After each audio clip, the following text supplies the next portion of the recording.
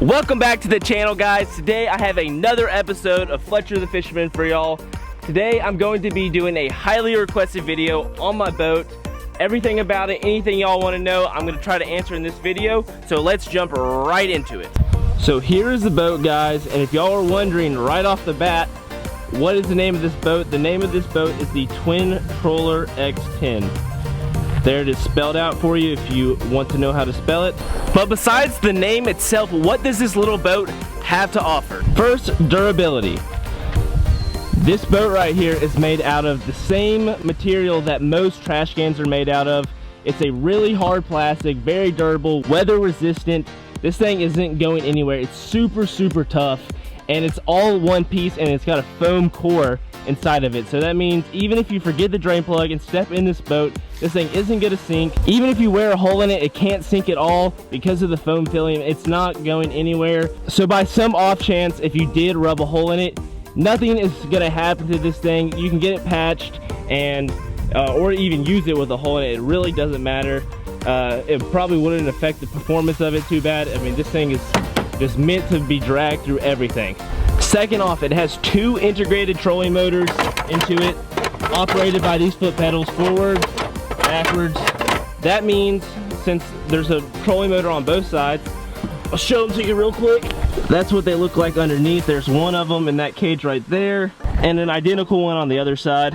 What this allows you to do, though, is say you're sitting in one spot and you don't want to have to like 3-point turn to reverse or spin around. You can put one forward and one backwards, and you'll literally spin on a dime, which is super helpful in all kinds of situations. And you can really learn to finesse these pedals to maneuver yourself in the slightest little increments and not make any noise. Furthermore, with the foot pedal assembly, you can take it and move it in the boat. Like if you wanted to scoot back the seat and move it there, you can. You can even move it all the way back to the person in the back of the boat, or if you just wanted to be more centralized, if you're fishing it by yourself in the center of the boat, you can move it there. I like to keep it up in the front personally. I've never had an issue with it, and it just makes it easier, so I'm not taking seats in and out when I'm fishing one person, two person. That's just my personal preference. That's it for the foot pedals. Next, let's get to seating. As you can see right now, there's two seats on this boat, but you can take them off. You can slide them all the way out of the front, and they come right out of the rail assembly, making it super easy to take them on and off. You don't have to do any bolts, nuts, nothing like that.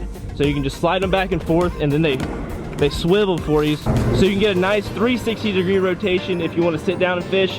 I prefer the stand, and that's one of the great features I like about this boat. It is incredibly stable. I mean, you can literally take two full-size guys and stand on this side of the boat or one side of the boat, it doesn't matter, in the water, and this thing is hardly even going to wiggle. It's an absolutely incredible product. Now let's get into the equipment and how this boat handles rods and tackle. And it is great for both of those for the size. You can really put a lot of gear on here and not have any issues. So here are the rod trays. Here's one right here. I'll show you with the rods in it in a second. But it runs from top to bottom on both sides. And these little cups right here, you put your reels in them so they're not going to slide around. You can drive around on pretty bumpy road with the rod just sitting in these trays with the reels in the cups, and they're really not going to go anywhere. I've gone over all kinds of terrain and never had anything fall out.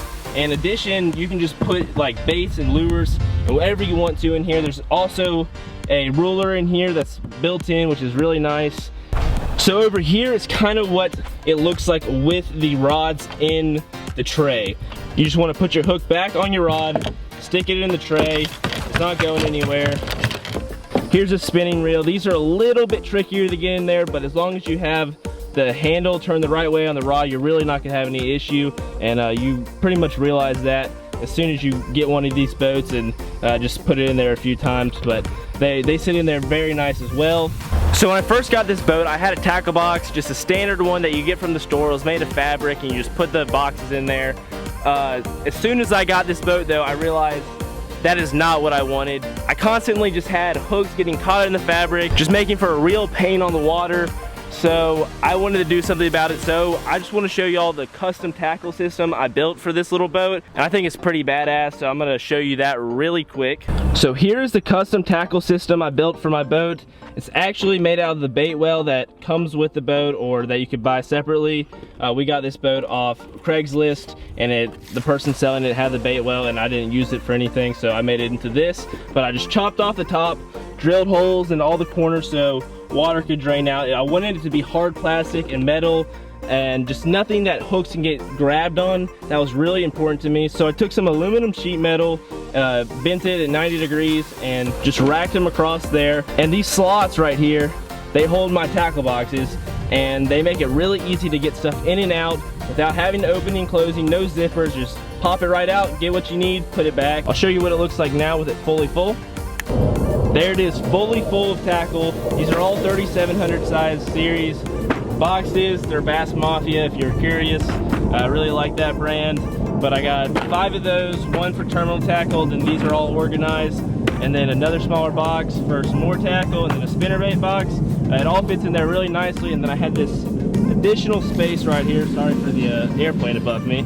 But this additional space I use to just put some equipment in. I have a hook remover, a scale, some line, some scent, and sometimes I have some other stuff in there, but that's it for right now. So onto the front, I plastic welded a plastic piece from the bait well all the way across here. Makes for a nice open container where I can just stick all my soft plastics. They're kind of organized, but it's just a nice bait tray for just a good variety of stuff, not overwhelming, just enough to get the job done. And then on the front, I put another piece of aluminum, drilled holes in it to put my tools in, makes it really nice. All those, and then some additional smaller holes that you can just hang baits on if you don't want to put them back in the box while you're fishing. Additionally, my little fish grabber tool didn't fit too well in what I had already, so I decided to add this little piece of PVC to it, and it is really nice and just holds this and makes it so you don't have to worry about losing that. To get those metal dividers in there, I had to bolt them down, so the nuts coming through the bottom side actually work as like a grip for the bottom of this boat, and these little grooves in the boat keep it nice and snug in one spot. It never slides around, but they're not too grippy where I can't slide the tray back and forth if I need to. It doesn't take a ton of effort, just more than what would just kind of naturally occur from moving around in the boat. Finally though, I kind of wanted to get into how I move this boat around and how easy it is to get it in and out of ponds. And let me tell you just right off the back, it's really simple. I would highly recommend, if you don't have a truck, get some kind of trailer for it. You don't have to get the one the manufacturer has. I just got this one because we bought it off Craigslist, and that was just what it came with, and it was simple. So that's the one we're using. But I did have to weld on these back here, these PVC brackets. So let me show you that real quick. So here's what I did to the trailer. Basically, I just took another piece of L-shaped metal and welded it onto the corner of the trailer and then across the back of the fender, and it basically just sits on there. I was going to tack weld it so it didn't vibrate too much, but it didn't seem to be causing any issues. And then I welded this little piece of post on there and put duct tape around it so it'd fit nice and snug when I put this piece of PVC over it, and ran the PVC up here.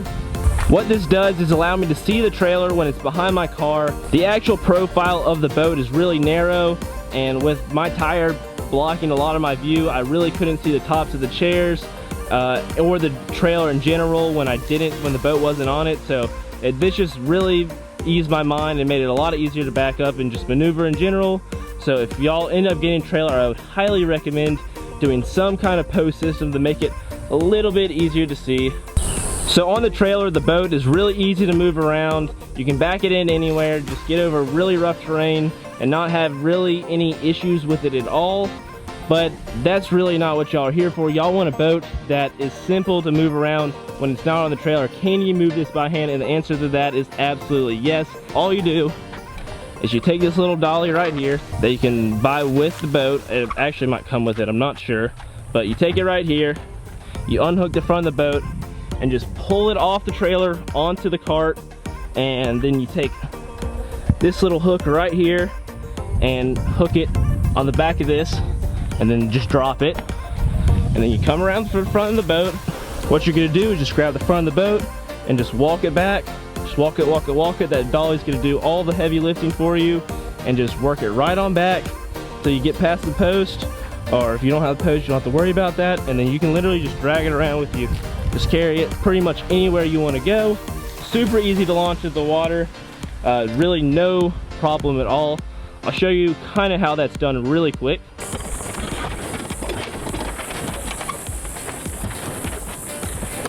Look at there, super simple.